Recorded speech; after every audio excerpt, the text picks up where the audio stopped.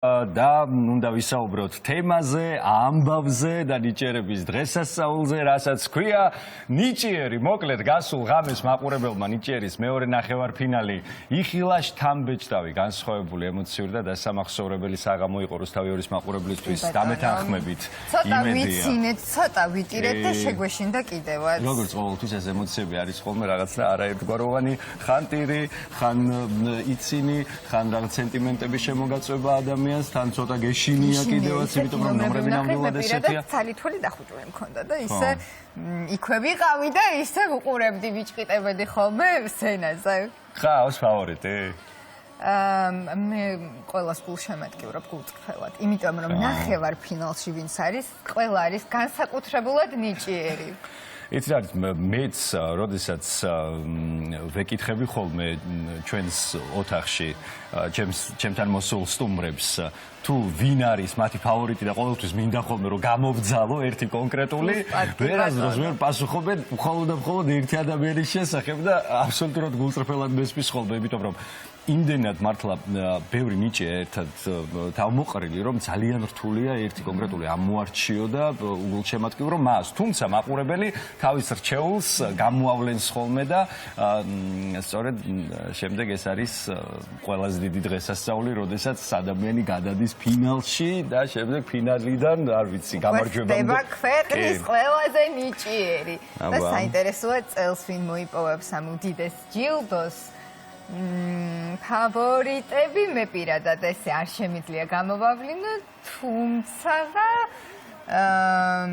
რამდენიმე მონაწილე მაინც ალბათ უფრო მეტად ფიქრობ, რომ შეიძლება გახდეს ნიჭიერის ტიტულის მფლობელი ამ წელს, მაგრამ მოდი არ დავასახელებ და მე ვნახოთ გამართლდება თუ არა. ჩემი პროგნოზები გასული ღამე იყო მართლაც საოცარი, ძალიან ემოციური, იმიტომ რომ რუსთავი 2-ის პირდაპირ ეთერში ხდებოდა პირდაპირ რომ თქვა დიდი ნიჭის ზეიმი.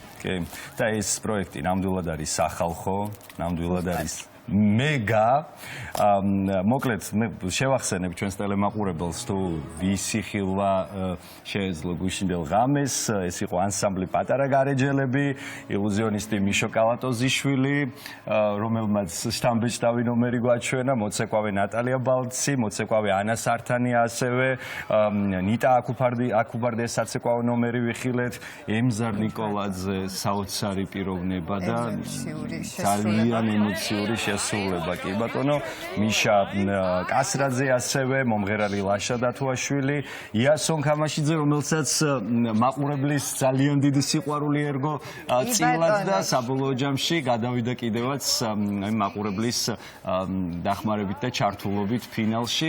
და მოდი ჩვენს მაყურებელსაც შევახსენოთ თუ ვინ არიან ფინალისტები და ვის იხილავს უკვე მაყურებელი დიდ ფინალზე, ესენი იქნებიან იასონ, ესენი იქნებიან ნამდვილად სუპერძალის მფლობელი. ჩვენი იესონი ასევე იქნება პატარა გარეჯელები, რომლებიც ძალიან ნიჭიერები არიან, ძალიან ნიჭიერები და მე ვუყურებდი როგორ ემზადებოდნენ ისინი სცენაზე გასასვლელად და მართლა სასწაული ემოციები ჰქონდათ მათ სცენამდეც და უკვე სცენაზეც და ასევე მიშა კასრაძე, რომელსაც ვერ უყურებდი მე პირადად, ისეთი ამბები დაატრიალა ფილარმონიის საკონცერტო დარბაზში. ხო, ცალითვალით შევავლე ნამდვილად. და ახლა ჩვენმა ელენე მირიანაშვილმა გუშინ კიდევ უფრო ვრცლად მოამზადა სიუჟეტი ნახევარფინალის შესახებ, სწორედ გუშინ საღამოს გახდა ცნობილი კიდევ იმ სამი ფინალისტის ვინაობა, რომლებიც უკვე ჩვენ დავასახელეთ. მაყურებელმა აირჩია ერთი მათგანი, ხოლო დანარჩენი 2 ჟიურის წევრებმა დაასახელეს. ელენე მირიანაშვილი ესწრებოდა შოუს კულისებში ჩვენთან ერთად და ფინალისტების ვინაობასაც უკვე მისი სიუჟეტიდან კიდევ უფრო კარგად გავიგებთ და უფრო ახლოს გავიცნობთ. ნახოთ.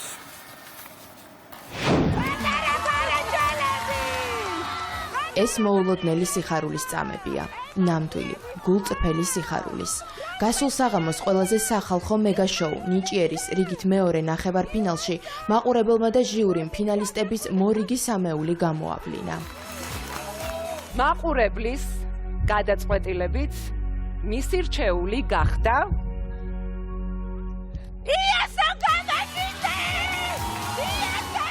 ძალიან ემოციაში ვარ, ძალიან ბედნიერი ვარ, ძალიან მოხარული ვარ. არ ველოდი, ნამდვილად არ ველოდი, მაგრამ ძალიან მადლობას ვუხდი ჩემ გულშემატკივრობისთვის, ყველა ჩემ გულშემატკივარს. ფინალში უფრო ძალიან მაგარ ნომერს გავაკეთებ.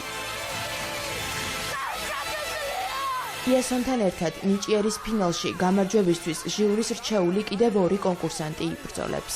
მიშკა კასრაძე, რომელმაც მეორე ფინალისტი. ეხლა ემოციები და ვერაფერს ვერ გამოვხატა. მოულოდნელი იყო, მაგრამ ძალიან მოულოდნელი იყო და ძალიან გამიხარდა. მესამე ფინალისტები ერთად არიან პატარა გარეჯელები. ძალიან მაგრამ ძალიან ვიხარია რომ გადავედით ფინალში. მე ძალიან მადლიერი ვარ ფინალში გადავედით.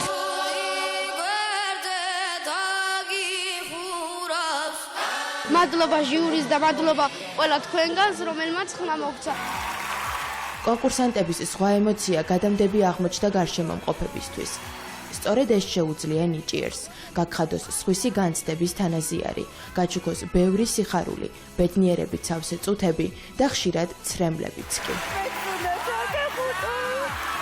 მიუხედავად იმისა, რომ ძალიან უნდა მიხაროდეს, რომ 3 ფინალისტი ყავს უკვე ნიჭიერს, ძალიან მწყდება გული. აი ტირილამდე მწყდება გული, იმიტომ რომ იყვნენ ძალიან ნიჭიერი მონაწილეები, რომლებიც ვერ გადავიდნენ და თვითონ რო ტიროდნენ მეც მეტირებოდა, ამიტომ ცოტა ნაწყედი ვარ მეც.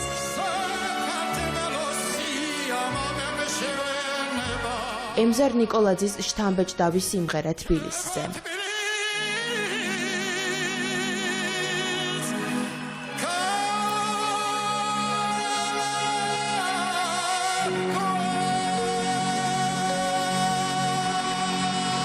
აფხაზეთში მცხოვრები ბებოსთვის შესრულებული ცეკვა. ილუზიონისტის საოცარი წარმოდგენა და კიდევ ერთხელ გაოცებული ჟიური. მაგიური ელემენტების შემცველი საცეკვაო ნომერი. ასეთი იყო ყველაზე რეიტინგული მეგაპროექტის ნიჭიერის მეორე ნახევარფინალი.